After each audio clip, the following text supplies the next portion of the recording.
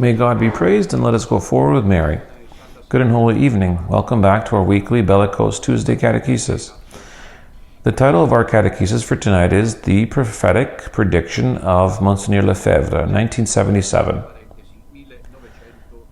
Unexpectedly, I ended up with a small little book in my hands, one that is insignificant.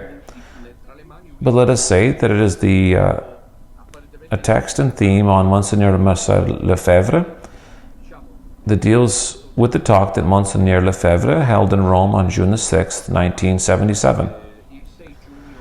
The tone of this talk is very moving, vibrant, in some ways dramatic and engaging. For all my brother priests who are perplexed in the face of what is happening in Roman Catholicism, since Bergoglio has appeared, I would recommend reading this text.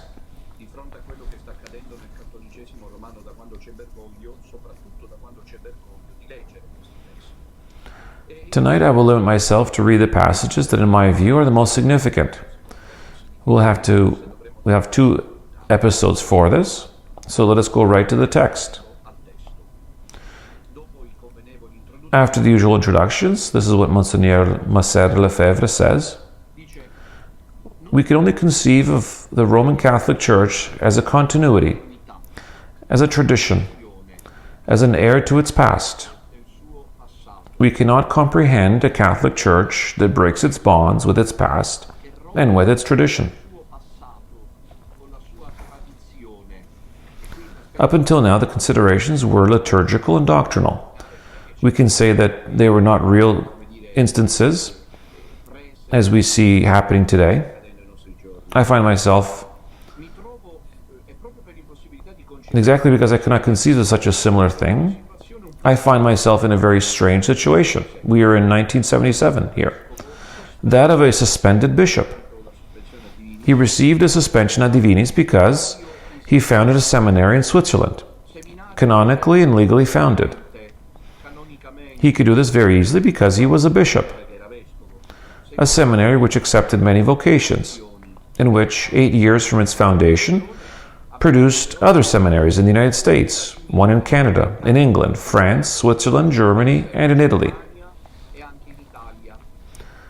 How can it be that continuing to do what I've done for 50 years of my life, with congratulations, with encouragement of popes, particularly Pope Pius XII, who encouraged me with his friendship, that I now find myself today considered almost an enemy of the Church?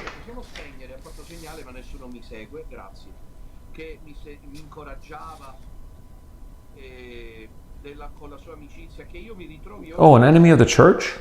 Imagine the pain of this man.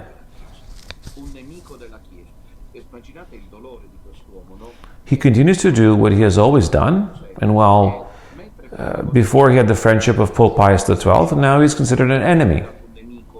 How is this possible? How can we conceive of it? Then he adds, I've had a chance to tell the Pope in an audience that I had on September 11th. This conversation is from June 1977, so he is referring to September 1976 to one of his talks with Pope Pius, that is Pope Paul VI. I told him I cannot understand how all of a sudden, and for what reason, after having formed many seminarians for my whole life as they formed them today, while before the council I had all the honors except the one of becoming a cardinal, as one of those people like Monseigneur Lefebvre who speak very clearly and openly. Just ponder how Pope Pius XII valued him so much that he made him papal legate for Africa, I believe, for sub-Saharan Africa. In any case, they called him the Flying Bishop because he was always in Africa with great courage in the 1950s on those airplanes in which you didn't know if they could actually fly. And then he traveled in canoes on rivers. Many people possess a vision of him of being tied to the battle in favor of tradition. Just know that Monseigneur Lefebvre's existence is one that is heroic. Many possess a vision of him tied to battles in favor of tradition.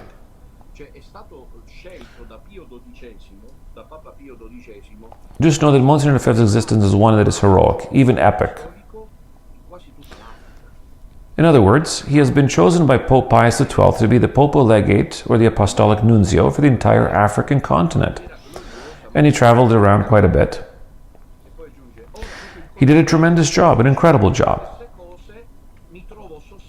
That is why he says, after a glorious career, but after the Vatican Council II, while still doing the same things, I find myself lacking on the investiture of cardinal. And then he says, now after the council doing the same things, I find myself suspended ad divinis and being considered almost a schismatic and on the verge of being excommunicated as an enemy of the church. This was a prophetic statement because, as you know, he would be excommunicated and the pain must have been very great for him. I don't think such a thing can be possible or conceivable. Therefore, something has changed in the church. He states, if what I was doing under Pius XII and I continued to do was considered an honor and now it is not, it is something that I am the one who has not changed. Something in the church has changed. Something has been changed by men in the church. And then he continues, I would like to go back to 1958. At that time, something happened in the church. And what was it? It is impossible to really know the facts completely. Personally, I do not know them.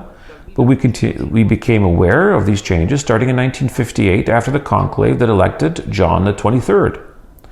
Cardinal Roncalli, Patriarch of Venice, when he left for the conclave and was not yet elected, that is, when he was going to the conclave where he would be elected, would write to the Bishop of Bergamo, the Pope that will be elected from Bergamo or not will have to change many things in the church. There needs to be a new Pentecost.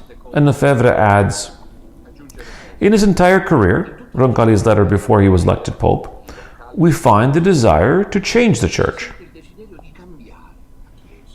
We are far away from verifying how the radicalization of this constant need, which comes from the devil, today is evident to every observer. Changing the church, changing the church.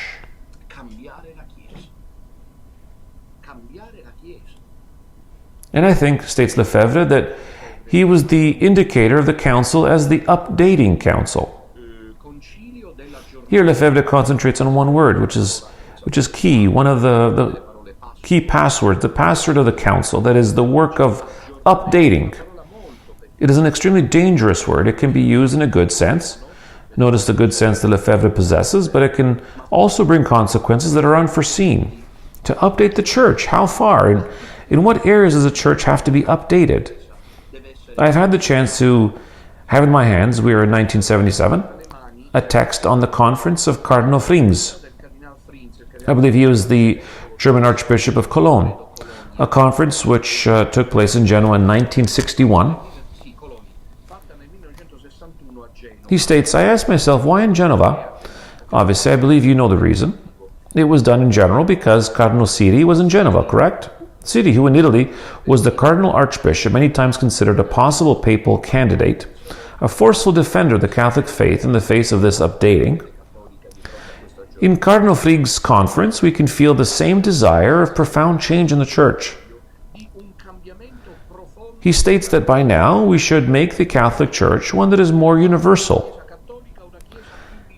In his conference, he says in clear writing that the primary task of the Church today is to look at humanity in its entirety. The Church must become a universal Church. Therefore, the Church must become universal.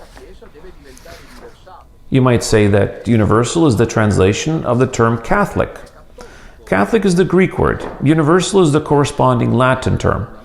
But the tradition has given to the word Catholic a more precise meaning to say that the Church must unite and bring us towards unity. Here instead we see that the Church must open. Here is the idea that comes from Cardinal Frig's conference, and to which he adds, we can also ask ourselves if it remains quite urgent to focus our eyes on new forms of the Christian evangelization. Here then you can see the incredible, it is to notice that all of this today has been radicalized in the Synod on Synodality. What does that mean? A few extremely dangerous expressions. Change the terms and words of the gospel.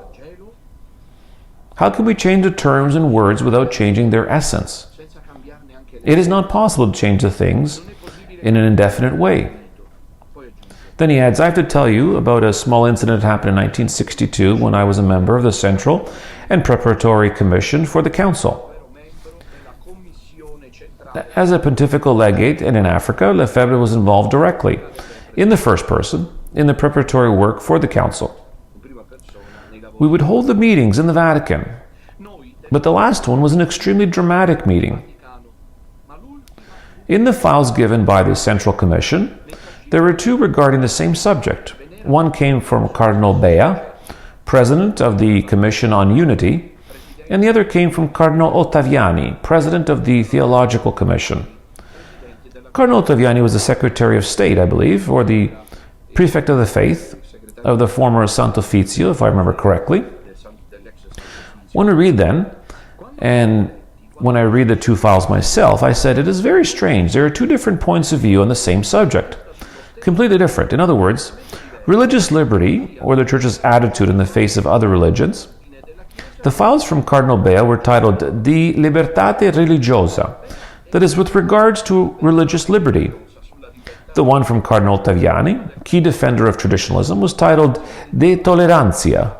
It is one thing to open, but it is another to tolerate religious diversity. He states, do you see the difference? The profound difference? What was happening here? At the time of the meeting, Cardinal Ottaviani gets up and pointing with his finger, he says to Cardinal Bea, Your Eminence, you do not have the right. At least they were there. Of course, they could not stop, as we have seen, the liberal and progressive tendencies, but at least they were there. They were opposing. Where are they today? Where are those directly confronting Bergoglio, Cardinal Hollerich, Cardinal Zuppi, and others like them? Where are they? Cardinal Ottaviani points his finger in front of everyone in the commission, addressing himself directly to Cardinal Bea. Your Eminence, you had no right to make this scheme. You do not have the right to do so because it is a theological scheme, and therefore it pertains to us, to all of us, the Commission on Theology. And Cardinal Bea, standing up, responds, I had the right to do so, to do the scheme as President of the Commission on Unity. If there is a subject that is in the interest of unity, it is precisely religious unity. And then addressing himself to Cardinal Ottaviani, he adds, I radically oppose myself to what you are saying. And then the 70 cardinals who were present, Lefebvre continues to tell us, the 20 bishops and archbishops of which I was part of, the 4 superior generals of the religious congregations, members of the Central Commission, all looked at themselves. You understand the embarrassment of the two cardinals confronting themselves in that way, a sign that inside the Church, a process of bifurcation was commencing, an opposition between the liberal progressive wing and the smaller and less visible wing of traditionalists.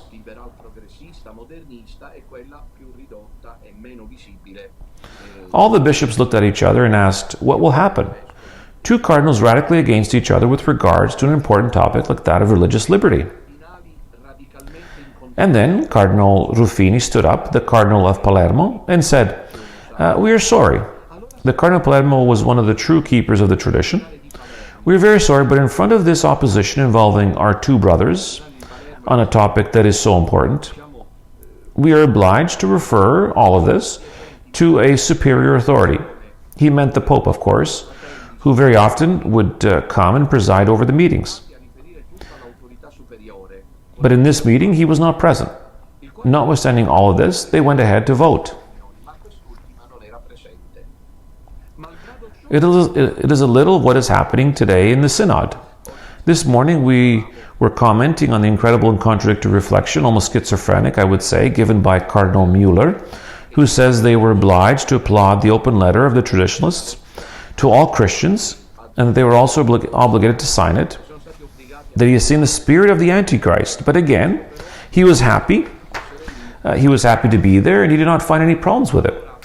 So they were obligated to sign a document. The cardinals, as he says, were beating around the bush. So there we have it. These are personal recollections of Monsignor Lefebvre, which make us really think. And then, let us go on, he states, in the end, which has been the gravest result of the Council? It has been the changing of the definition of the Church.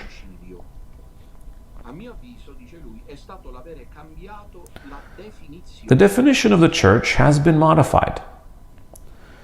The Church is no longer a visible institution of divine origin, as it is founded by Christ, a divine person.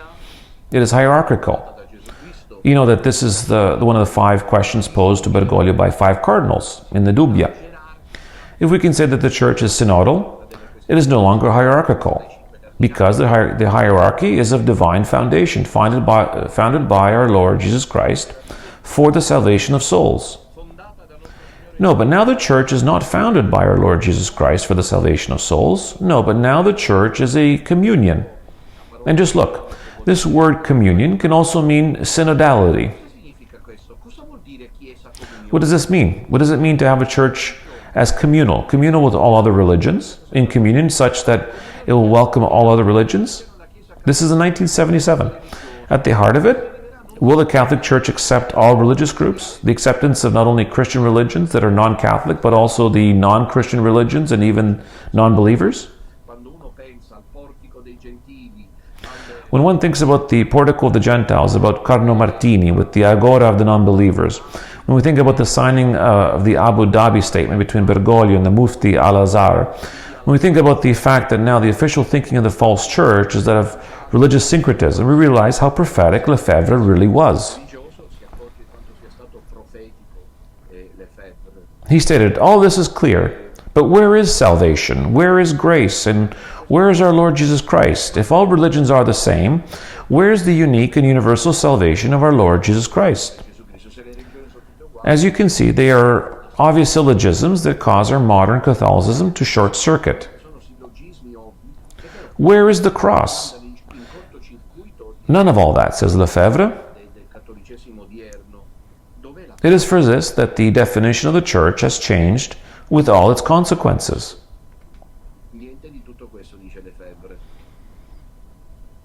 But also Lefebvre continues in saying, the most interesting reform is the liturgical reform, the topic regarding change that was obviously the Trojan horse. In other words, the changing of the Mass. He says, in the Holy Mass, the sacrifice has been substituted with a Lutheran supper. In this way, they insist on the supper instead of the sacrifice of the cross. Therefore, on the communion and participation of the faithful, even this orientation is completely contrary to the tradition of the Church, to the faith of the Church. What is important in our Mass is the sacrifice. The sacrifice of the Mass is not only a supper, it is not an evangelical supper, it is a real sacrifice. So, even if the priest offers a sacrifice of the Mass by himself, celebrating by himself, this sacrifice has the same value as if 1,000 people were present with him in the corner of his home. In that little room hidden away in his home, where he celebrates on his own. Now, on the other hand, it seems that the Mass is most of all an assembly, and that the priest is the president of the assembly, the president and no longer the one who offers the sacrifice. This president presides over a new vision of the Mass. As you can see, this is a radical change that is very grave. I do not say, though, that the new Mass is heretical, though. This is an especially important passage. He's not saying that this is the 60s when the reform was well underway. All those who would like to bring Lefebvre on their side should keep in mind this, pro or against. You have, for example, then, those who are historical Sedevacentists who uphold Lefebvre as one of their own, and this is intellectually dishonest because Lefebvre was never a Sedevacantist. In Lefebvre's name, there are those who say that the Mass of Pope Paul VI is heretical. We have here a clear statement from Lefebvre, who had a lot of common sense and was incredibly wise. Even if they were not particularly good and strong in character as Lefebvre was, all the saints have never been excessive in their thinking. In other words, they maintain an equilibrium. I must point out this sentence. I do not say that the new Mass is heretical. Lefebvre has not stated this. I have never said this. Neither have I said that this Mass is not valid.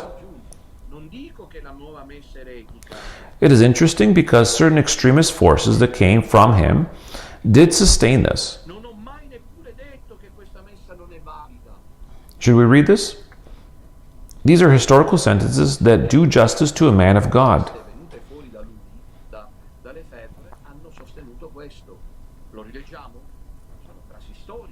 I do not say that the new Mass is heretical. I've never said this. I've never said that this Mass is invalid either.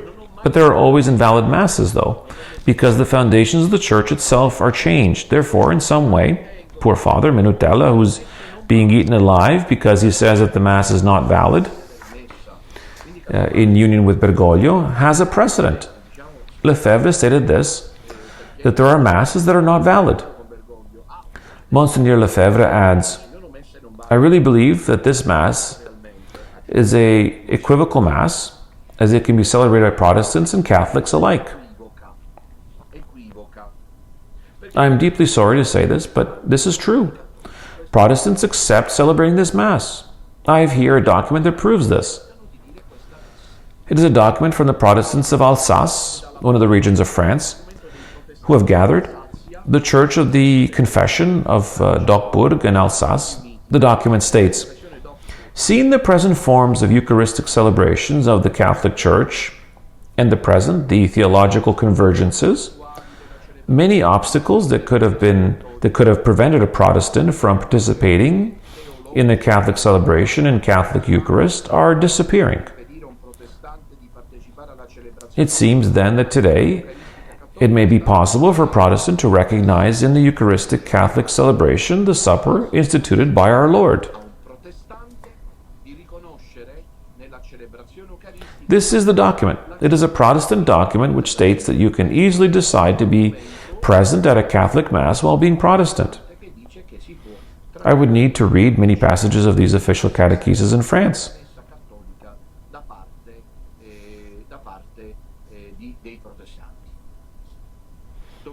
And he was French, Lefebvre, so he had the situation in hand, correct? We know this. He says, in the chamber center, in the official center of catechesis in France, is the Mass not the supper of the Lord? On the contrary, at the center and the heart of the Mass, there is the tail. No, at the heart of the church, there is no table of the institution, but the offering of the bloodless sacrifice. And this also, continues Lefebvre, is very grave because it does not speak anymore about the action that happens during the sacrifice of the Mass, infra actionem. We say in our canon, during the action. This indicates the action that is being done, the action of sacrifice, which happens at the consecration, which is a real action, not a tale. It is unfortunately presented nowadays in most parts of the official documents. It is a tale, a memorial, we could say. On the contrary, Lefebvre insists on saying, no, it is an action. It is an action that reproposes the sacrifice of Christ on the cross. This is incredibly beautiful. There is, he says, an official document from the Swiss bishops regarding the Mass. It is always the same way to express oneself. They state the tale of the institution, the anamnesis, and the epiclesis are the center of the Eucharistic prayer. Therefore, the tale, no longer the action. If we lessen the idea of the sacrifice slowly, we distort the Mass and we end up altering it, giving the faithful a Protestant spirit. On the other hand, you can see that it is with this spirit that all the reforms have been made, such as receiving communion in the hand. If the real presence of our Lord is a sacrifice, then it is necessary, because in a sacrifice you must have a victim. Who is the victim? Our Lord Jesus Christ himself, who must really be present. If, on the other hand, it is only a supper and a story, the real presence is no longer necessary, and the spiritual presence is enough, the broken bread.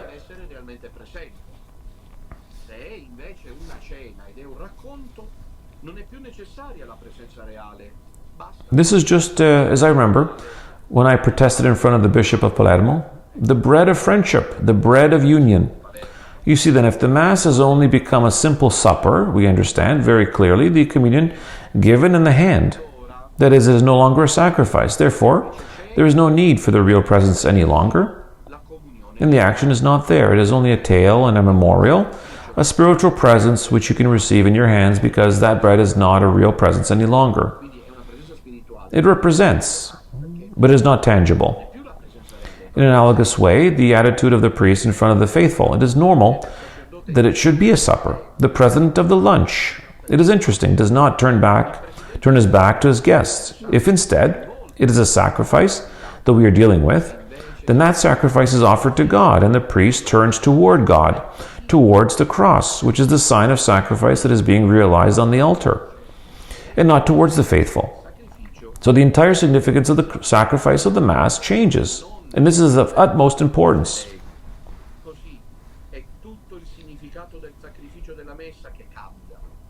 Look, when we saw the priest last year celebrating Mass on a floating plastic mattress in the ocean, let us say that the assumptions were those that Lefebvre underlined in 1977. All this is of utmost importance because it is the entire significance of the Catholic spirituality that is disappearing. I'm still wondering how they did not eliminate Lefebvre physically as he was combating the ecclesiastical Freemasonry in a full frontal attack. They have not eliminated him physically, but certainly they have done so morally and from the point of view of the media. In other words, in his social relevance. Up to a certain point, Lefebvre did not count, nor was he of importance for anyone any longer. If instead we are talking about the sacrifice, then, as such, it is offered to God, and the priest turns toward God and towards the cross. This is the significance of the Mass, the sacrifice. We live under the sign of the cross. I would like for all of you in the little Catholic remnant who follow me tonight, that this be truly clear. This is an individual who speaks in a Catholic way. The fact is, we are not used to it anymore. So it ends up that whoever speaks in a Catholic way is considered a museum piece, an item that belongs in an antique shop. This is a way to speak in a Catholic fashion. They complain that the seminaries are closing. So they want women at the altar, married priests. The seminaries are empty. Why are they empty? They do not ask themselves this question. The followers of Bergoglio and the promoters of the Synod should ask themselves many times, why are seminaries closing? Why is there such a lack of vocations? Because the Mass is not intense anymore. It is not being seen as a sacrifice. The cross is not at the Mass, and it is not intense anymore.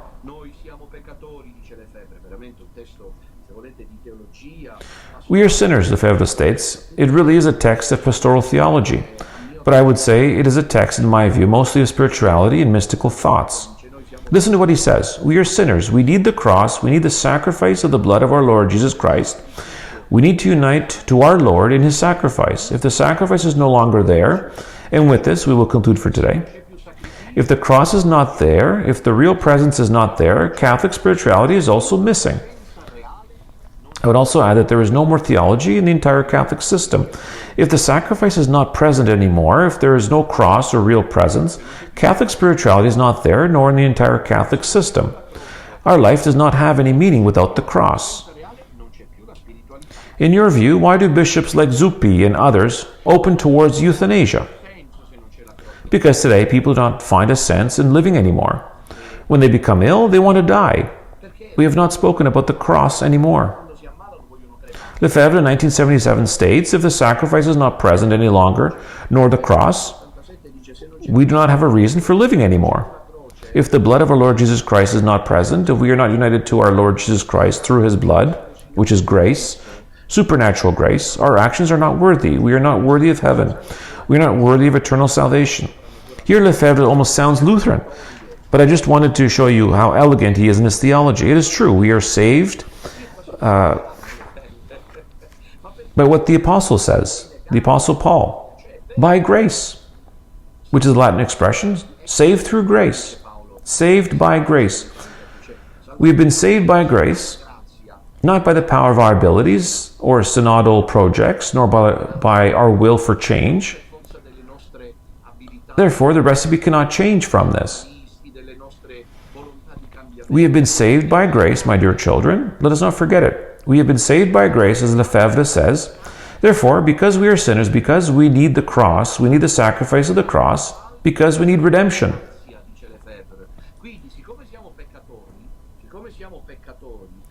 Naturally, Lefebvre continues saying, he was in contact with Islam for many years in Africa. There may be good actions in other religions from a humanistic standpoint, and we can perform good actions, but they are not always worthy.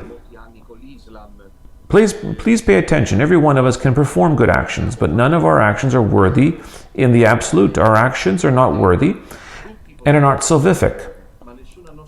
And they become such only if they have the imprint of the blood of our Lord Jesus Christ.